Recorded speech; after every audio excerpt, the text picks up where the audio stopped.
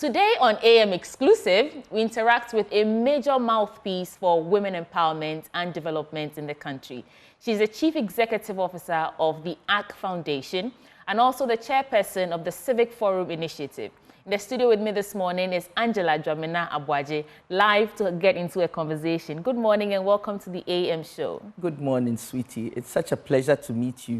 No, it's my pleasure to have a conversation with you. Yes. And I mean, let me start from trying to unravel who you are in a few minutes before we get surgical with the current affairs. So a lawyer, a women's empowerment advocate, a Christian theologian, minister and counselor, lecturer and public speaker. And you are beautiful, acting like it's all so easy. How heavy is the hat you wear? Well, I don't know if it's heavy. I just know I love what I do. And I always think that it's a calling, all of who I am, if you like. I think God meant me to be this way because sometimes it's puzzling to myself, but it's fine. I love what I do. And for me, that matters. All of who I am. So who are you?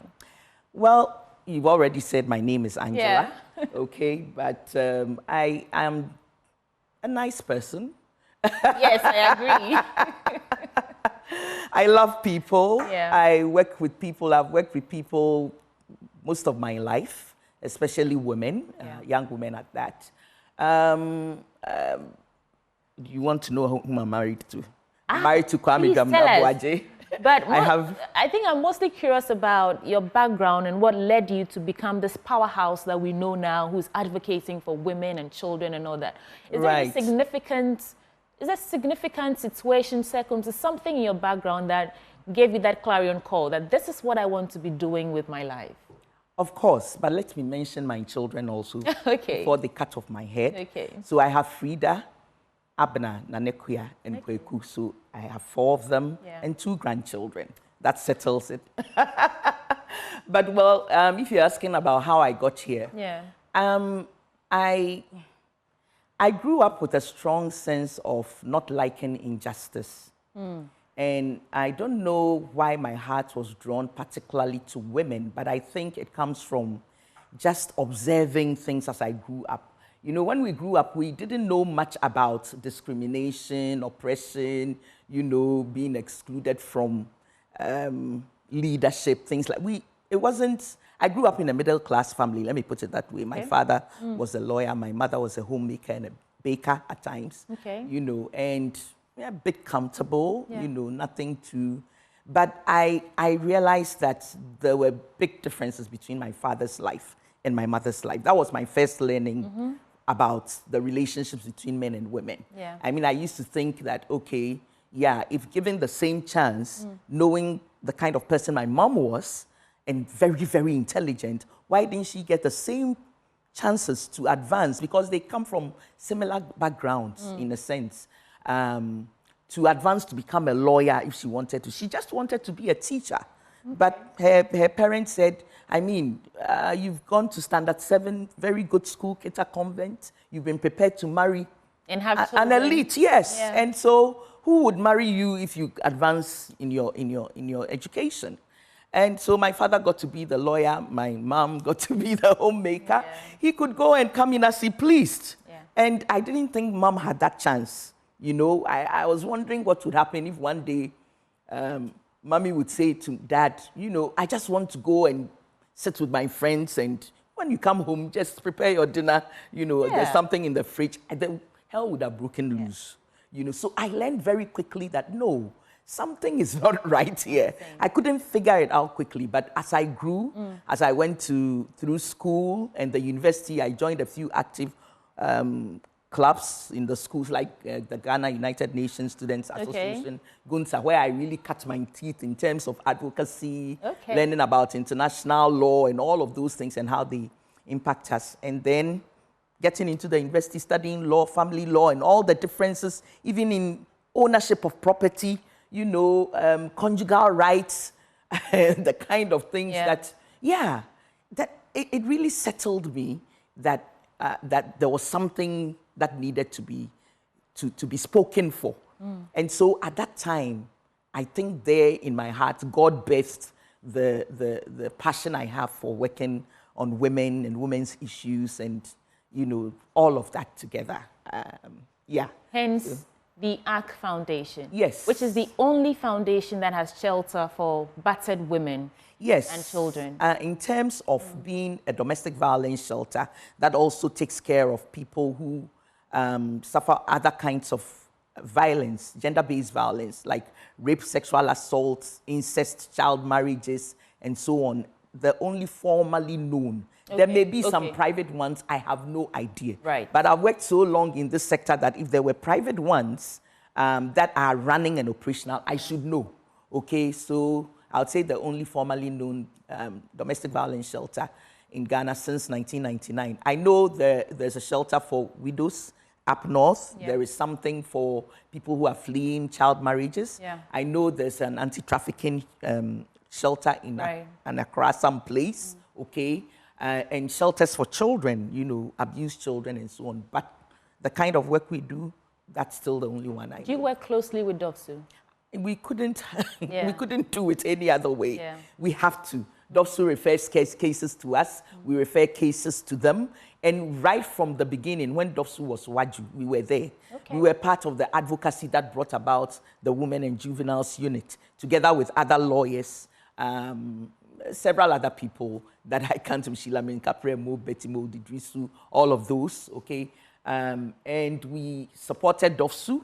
We were part of those who gave DOVSU its first benches. The first office was at Ministries in Accra, and it was headed by a very feisty, focused, determined woman called Mrs. Giftianin Botwe. And I tell you, the kind of work she did grounded DOVSU in terms of its mandate. I always pray that there will be more such women, you know, yes, in the DOVSUs as we go along, because it's expanded since then. So we work with them. We work with Social Welfare Department. We work with other civil society and organizations and NGOs. You can't do this work without being networked with other. Yes, you just can't do it. And for 25 years, you've been operational. What would you say has been the biggest challenge? Or should I say, how would you measure the impact of your work in terms of violence prevention, policy changes or influence and all that? How would you measure it? We've been in all those places. I mean, so now we have a Domestic Violence Act in Ghana, 2007, with regulations and even a national plan of action, policy and plan of action. We were in there, in the thick of it. Let me say maybe in the leadership of it. Okay. Okay, so, and we wouldn't say just us, but with other people. Yeah. Okay, we were part of, we advocated for that law for close to 10 years. Okay, together with Gender Center, LAWA, name them.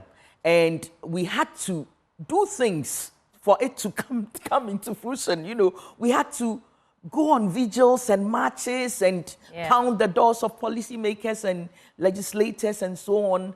And then after that, we also had to have the regulations and the plan of action. We've been in there through research to drafting pieces of the legislation and all of those things, helping parliamentary committee to put it together, all of that. You know, so you might say that's an achievement for us because we work directly in the area. You can't do this work without the legislative frameworks that are necessary. But you know, in Ghana, we love to do the laws, then implementation becomes a problem. So that has also been a big challenge, getting very important aspects of that law implemented. For example, protection orders. Still, a victim has to find a lawyer to file for protection orders before the courts. And lawyers cost money. And sometimes we have to find money to help lawyers. State attorneys, right? Yes, but they don't take up those cases. Oh, okay? They don't? Legal aid should. But legal aid itself, the Legal Aid Commission itself is inundated with issues and cases. They're doing their best. Okay, so sometimes survivors have to find lawyers to help. And we thank God for lawyers who would help charge a lower fee, okay, so that they can take their cases. The police can do it, but for some reason, the police is not all the time up to speed in doing these protection orders. We have to have the Domestic Violence Fund up and running. We hear the government has put money in it, but those of us who are on the ground are getting next to nothing. It doesn't make sense to us, right. Okay? We also know about, for example, free medical treatments. At least when you get defiled or you're abused, you're supposed to be provided with the treatment for the police form to be filled. It's a policy issue. We've gone back and forth with this, and for me, it's not rocket science. Right. I don't know why we would do this to a whole host of people who cost us up to 286 million US dollars annually from an ISA report from time lost at work and treatment. 286 million. This comes from ISA. Yeah. It doesn't make sense. So in your estimation, we are just not prioritizing this enough? No. I mean, people think, oh, it happened to that girl. We work with girls who have been abused by their fathers and have children by their fathers, you know, or brothers, or a woman who is running from their husband because they are strangling them to death and things. This is our human capital. Yeah. This is our human capital, and it's more endemic than we think. 1 out of 3 women in Ghana, adult women, suffering abuse. Yes, out of 3 women in Ghana suffer abuse. 27% to 30% of adult women in any type of relationship has suffered intimate partner violence. This is it's in the data. It's all over it hasn't changed in the last 10 years. Okay, so just look at our population and count time lost at work, time treating injuries, time for the children who need to be organized to go to school, this and that and that. When women suffer, the whole nation suffers. But it suffers in a way that people think, oh, we don't see it. You know, the moment taxes go up, everybody knows taxes have gone up. Okay. But when women are suffering, everybody suffers. Yes. And let me bring in the affirmative action. I know you were leading the charge for the passage of this law. Now we have it as a law. Yes. But what gaps have you identified? You talked about the laws are not the problem. It's the implementation of them. So what are the gaps that you've identified that we should start looking at ways to, should I say, nip them in the bud before it blows up in our faces in terms of the implementation of this affirmative So again, this shouldn't be too difficult because we've been at this journey since 1998. When there was advocacy for a policy. In fact, a policy came out. And I want to use this occasion to thank my friend, my advocate and partner, Sheila Menka-Premo, who has been the chair of the Affirmative Action Coalition, among other things, for really seeing this to the passage level together with all the other advocates. The problem, again, with implementation is that, first of all, we are situating the commission in the Ministry of Gender. And the Ministry of Gender itself needs huge capacity. It needs resources. Because already, even the minister chairs about a number of committees, sub-units, okay? So, I mean, if I start this, we won't finish. So, if we are going to put this implementation machinery within the ministry, then the ministry's capacity, ability, skill, and what it takes to deliver will be the first thing to look at. Because the ministry is going to have, the commission is going to have to look across the sectors from public to private to traditional sectors to see who is actually making sure that women are included in all the areas of leadership, governance, and so on. It's huge work. Okay. Without capacity, you can't do it. But you see, the other institutions are on the ground. So if you're able to coordinate well, if you're able to mobilize resources, if you're able to have focus, you will succeed to a large extent. That's why I'm thinking capacity for the Ministry of Gender and National Women's Machinery is absolutely important, not just for affirmative action, for the Domestic Violence Secretariat, for the Anti-Trafficking Secretariat, for the Child Marriage Secretariat, for the children who seem to have fallen off, you know, the scale in terms of their protection, for the children, for issues of gender equality, and for issues of women's empowerment. All of these are different issues that need to be enabled. I think I'll circle back at the tail end of our conversation and talk about what feminism is and what it's not.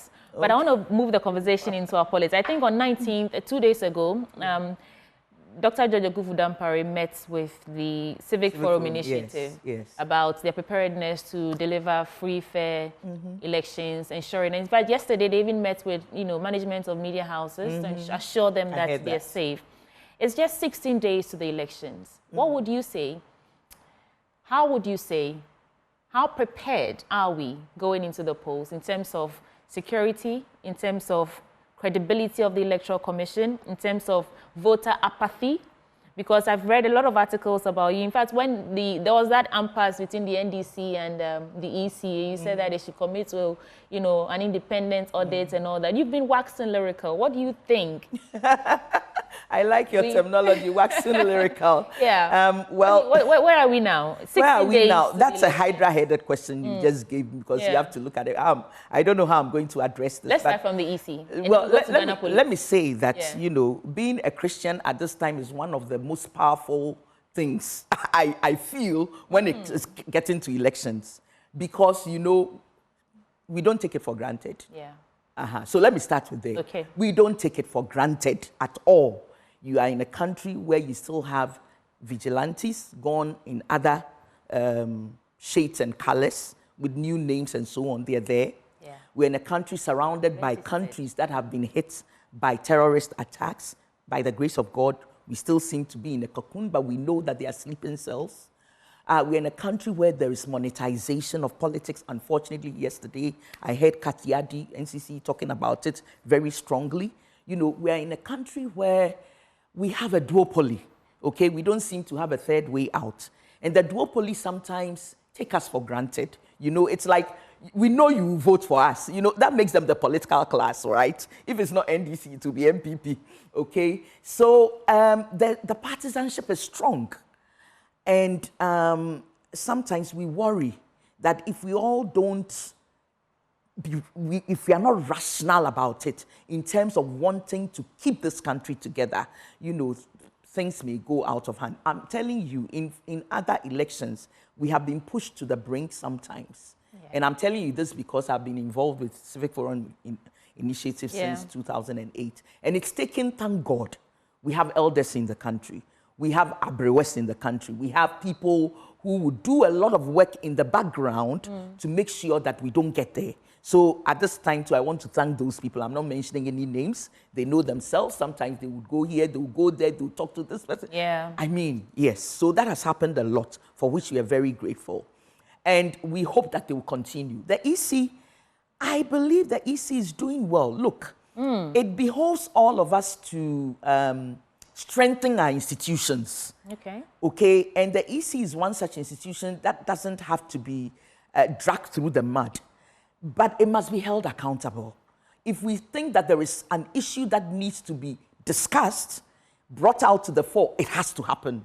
So they shouldn't feel anybody is hitting at them. And I don't think they feel that. I believe that the commissioner herself, Jean Mensah, is put together well enough to know that it's not for hate of her. We know some people can be naughty. So rather, let's encourage it, but at the same time, give it the critique it needs to be able to do a good job. After all, they are not bad on the scale of, if you look at African elections, global politics and elections and so on. They are not bad at all. So let's strengthen it further. If we find anything for which we have to say something, let's say it. Let's not be shy of saying it, but let's say it. But let's make sure we are not breaking them apart, but actually putting them together well enough to continue to drive excellent elections in this country. You said the EC is doing well. I want to stay on that. Not too bad at all. Yeah. Not badly. I mean, they are trying to respond to issues as they come to, which is also a good thing. Opening this up for media to even come to IPAC, I think it's all an improvement. A friend of mine used to say, if you have bathed, and you go and take another bath, it doesn't spoil anything. You are clean, okay, keep bathing. Yeah. I mean, you get cleaner probably. So it's okay, for them to be as transparent in your as engagement with citizens, do you sense that there's apathy? Do you sense there is apathy. There's apathy because it's like, it's the same. That's the general feeling. They'll come and make all these promises, and then, there's something I have concerns about. We set up our legislature and our representatives there as lawmakers who use policy to draft, policy reasons, cogent policy, to draft laws for us that will guide us. We've turned them into development officers. And that, for me, is part of the reason why, no matter how they try sometimes, it looks as though people are not happy with them.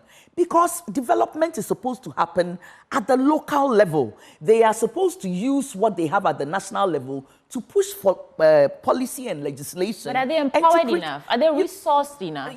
It's not this thing about sometimes I so much want to get into power that I'll say anything to get there, which I believe is actually having an impact on our legislators and the excellence that they can produce within the legislative frameworks, the parliament and so on. I don't know when we are going to have that conversation again, but I worry when I hear people want them to come to funerals, want them to go to baby naming, want them to pay their school fees, take them to hospitals. Yes, build hostels, build roads, build this, and they are canvassing these things. And then the DCEs and the local people who are actually supposed to be at the fulcrum of our development, and part of it is also national government, because they don't want to decentralize, especially fiscal decentralization. That is why, but then we are not holding those people who are accountable at the local level to our development process. And it's having a great impact on Parliament. They have to rush and build toilets at a time when they have to be sitting, talking about laws, talking about our international agreements, watching over the executive. Which begs the question, do you think these DCs or decentralized local governments, do you think we should be electing them into office rather than appointing them by the executive? I think it's time. Yeah. These days, they don't even hide when they are standing for assembly positions. They put the parties by their names. Yeah. They don't even hide. So why are we pretending? So we've been having this conversation. IDEC has been having it with other civil society organizations and with the government about amending our constitution. It's about time. I think we shouldn't pretend. Are we hypocrites? We shouldn't pretend. It's time to change. So you mentioned African elections, and it brings something to mind, something that I came to light yesterday about some ammunitions and guns that were confiscated at the port. And the historical, examples of violence, election-related violence in Africa, makes me wonder, what is this enthusiasm about when it comes to elections? Yeah. I've heard people who tell you, I don't want to be in an African country when it's time for election. Yeah. But in the Western world, well, it's about policies, it's about the economy, it's about debates. Ours is about who has better guns. Yes, sometimes. Why do you think is the reason why our mindset when it comes to elections is always skewed towards violence, preventing violence, avoiding violence, guns? What is happening? Well, let me be positive. Again, Ghana is not doing badly. Okay. There's this thing about give the dog a bad name and hang it, So sometimes you can worry yourself to death when actually there's a lot to praise the country for. Yes, there are guns. Yes, there's a lot going on that we need to talk about. We need to deal with very strongly. But let's also say that on the whole, when it comes to violence in elections, it's bad, but it's not bad, okay? And I'm not saying let's compare bad and bad. Exactly, so we don't want to slip down. We want to go up, okay? That's very important. The arms trade across the sub-region is a cause for concern because Ghana has porous borders. And sometimes, yes, not only that, I talked about, the terrorist countries hit by terrorism around us. Our issue now, and I don't know whether we are connecting it very strongly, is Galamsey. Galamsey has given us the excuse to bring in more arms. And you would think that say people... that again. Galamsey has given us the excuse... Yes, to bring in more arms. Private companies have people who are wielding arms in our country saying they are protecting whatever for God knows what. For which people? Their own pockets. And so people may not even be thinking about elections and guns, but it's coming through this channel. And therefore, if anybody wants to do rabble-rousing for elections, you can be sure Galamsey and guns are connected. There is a connection that we need to understand and begin to look at it very closely during elections and even after elections, assuming we are praying that nothing happens or very, very few incidents happen. We have to deal with the Galamsey threat because the Galamsey threat is increasing the number of arms in our country. How are we faring against the fight? That's another matter. I mean, I think we've lost it. We've lost it? Yeah, I think so. I mean, I don't know whether to say this, but I thought that last bet was Labour. Yeah. After that, I don't know. Who was it that said, was it Samson, that the only language that government understands is Labour's strike? Yes, because they know what it will do to the economy immediately. So if I tell you my heart didn't break, I'll be lying. And it wasn't as though we wanted to cripple this economy. Shake small. Because you see, from what I'm reading, the soldiers went on the ground, left. And everybody is back. Yeah. When you're flying from Accra to Takoradi, your heart will bleed. I mean, and the nature of this existential threat, I know we've spoken about, I don't even want to talk about it anymore. And I know there's a lot of enthusiasm going into the elections, and everybody's looking forward to what exactly is NDC or NPP, or if it's Movement for Change, going to do differently. But how do we actually, now that you say that we've lost the fight because Labour couldn't shake small, like you said. Somebody has to bring back the fight, okay? Even if you lose, you are still alive, right? So you can fight another day. Okay. So it has to come back. That fight has to come back. Maybe, I don't know. I haven't heard women as strongly on this matter as I would have wanted to. I don't know what women as mothers, wives, workers, whatever, feminists, whatever, can do to ginger this fight again from within our homes onto the public thing. Because guess what? Water issues, women. Energy issues, women. Environmental degradation, women. Forests are depleted, women. Food is unavailable, women. Nothing on the market, women. Everything that's happening with this Galamsey and the whole chain of it has to do fundamentally with women and our lives, our children, our work. The men, yes, because they are human beings, they'll be affected. But we will look for the water. We cook the food. We go to the markets. We go to the drinking places to pull water out of the rivers and the wells. We care for the children. We care for the children. When they fall sick, exactly, we bear children who are malformed. Yeah. The trauma mothers are going to face as a result of Galamsey, we haven't even begun to imagine yet. Okay, so it's so much a women's issue, though it's a national and a regional issue. It's so much that I'm thinking, how can we go into our resources and ginger the fight from within the what we usually call the private space into the public space? Because something has to happen. Labour broke my heart. I want to probe further to get specifics in terms of something has to happen. You are chairperson of Civic Forum Initiative. What should we do as we speak? It's 16 days to the elections.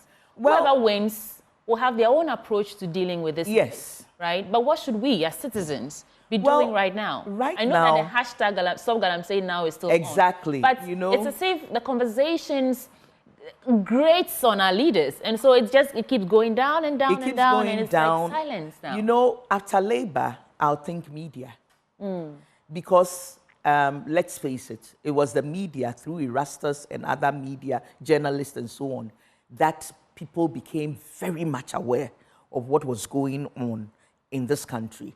So I'm thinking that if the media once again, and all of you, not just Joy, multimedia, but media houses decide that they're going to push this very strongly, at least the next president, whoever that will be, will wake up the morning of 8th December or whenever thinking Galamsey. Because you hear it ringing in your ears so much that this is an issue a cut above the rest that is connected to almost every issue concerning our human development. That when you wake up and you have been proclaimed president, it should be the first thing ringing in your ears. And you see, we may have lost this, but don't take for granted what will come in the next. Right. The youth are becoming more aware. The youth are becoming more conscientized. And the youth know that it's their future at stake.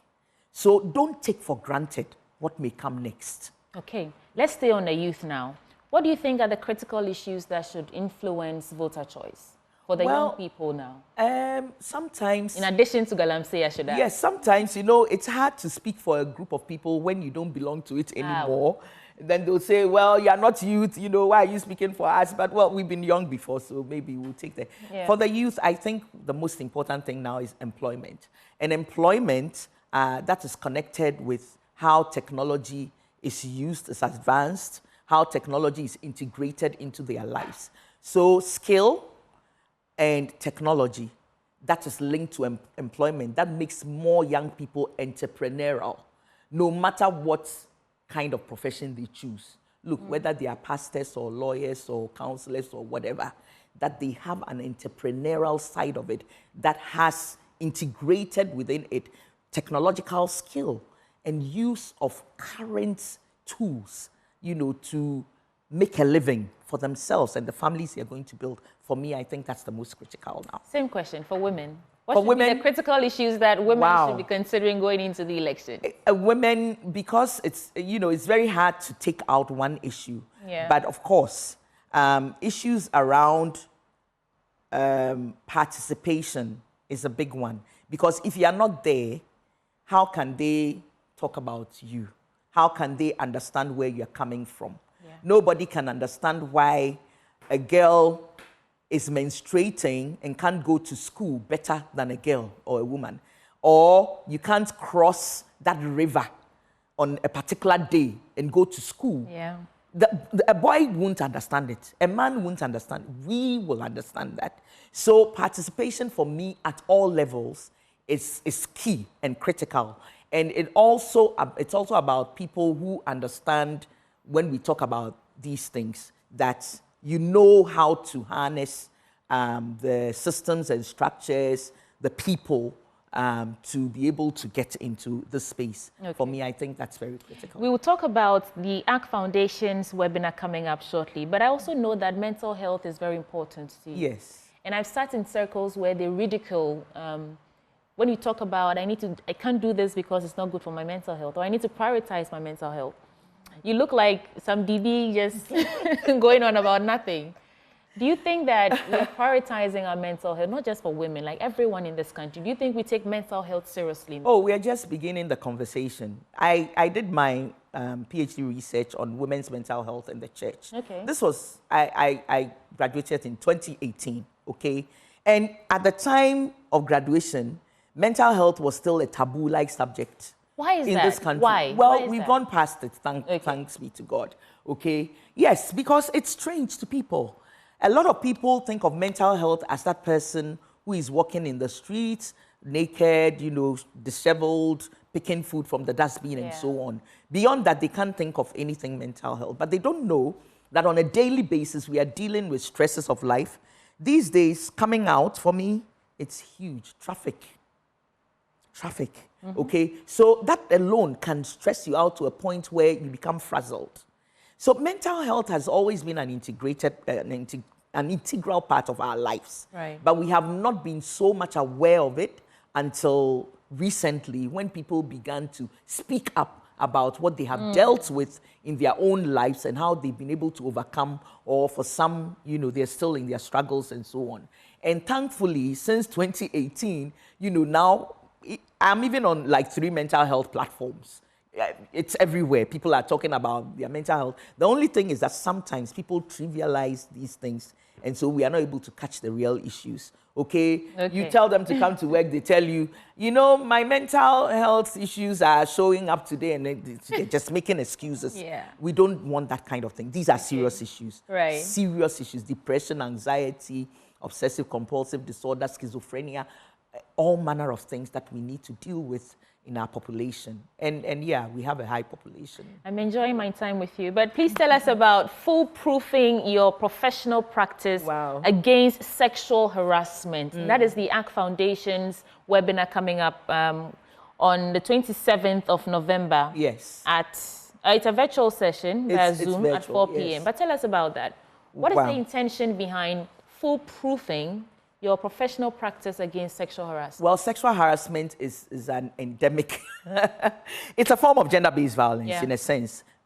Women suffer it a lot. Men also suffer it. Boys, girls, yes.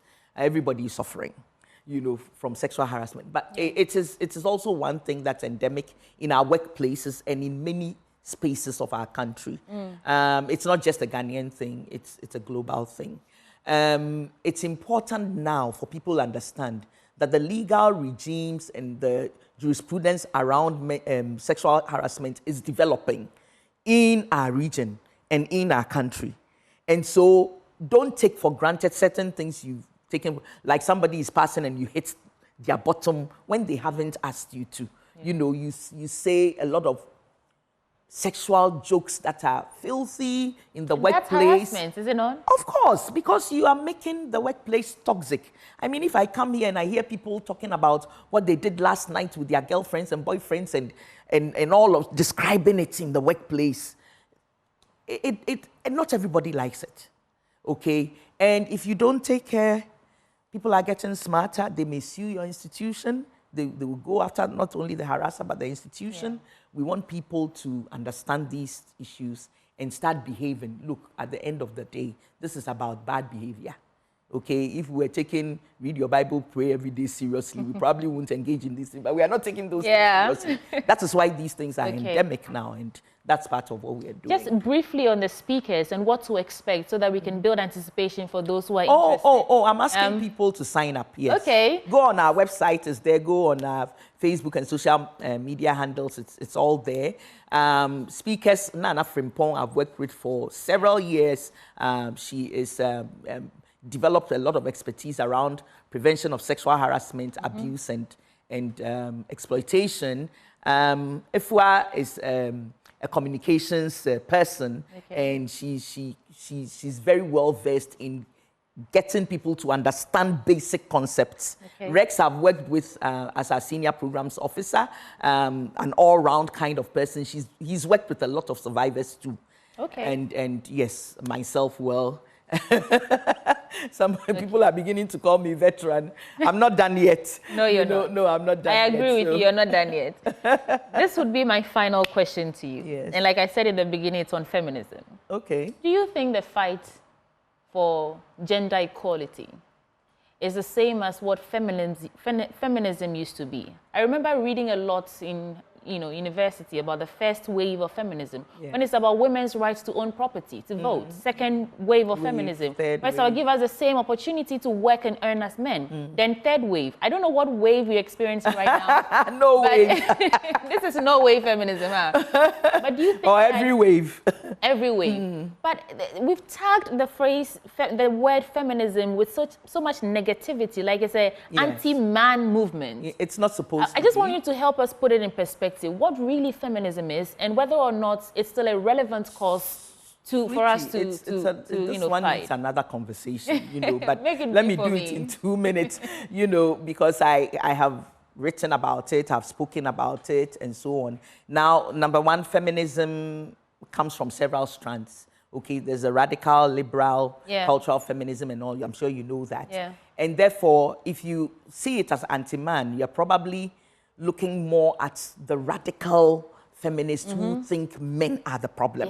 Okay, liberal feminists often want change using the law and policy and so on, states, institutions and so on to bring about change. Okay, whereas cultural feminists will do the women's studies, that kind of thing.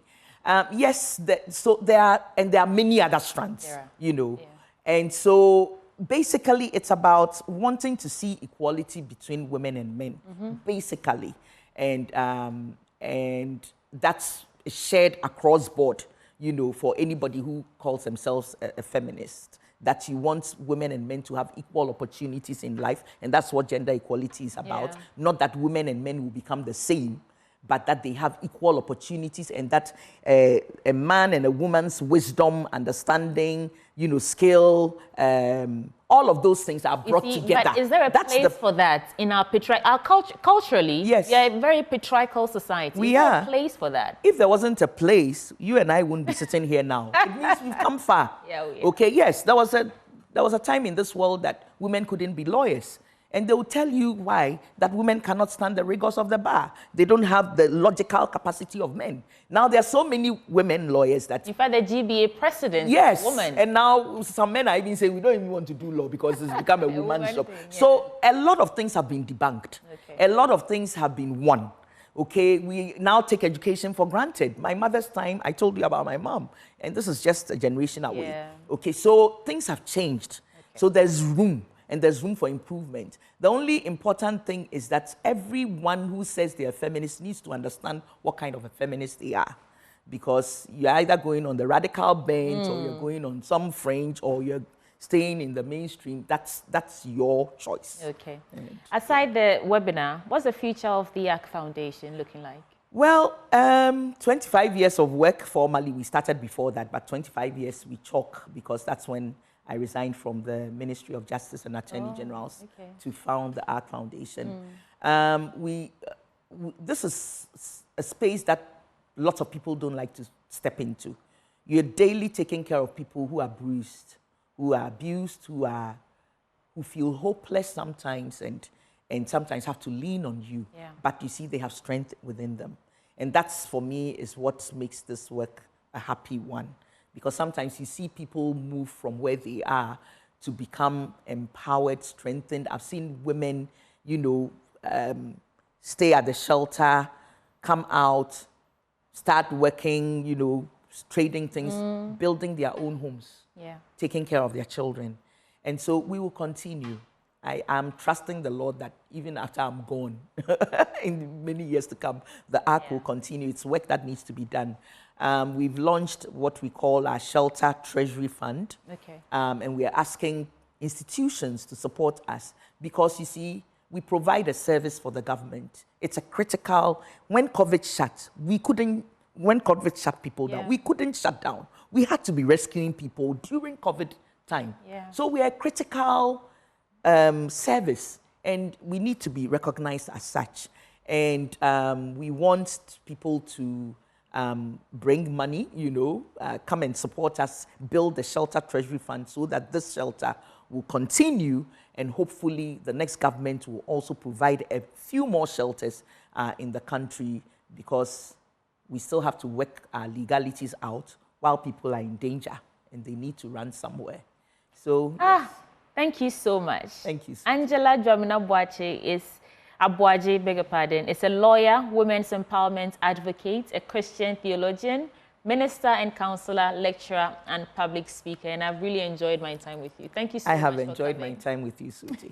All right. So there you have it. That's the end of AM Exclusive today with Angela Dwamena Aboagye. There's a lot more coming your way on the AM show. You want to stay for that.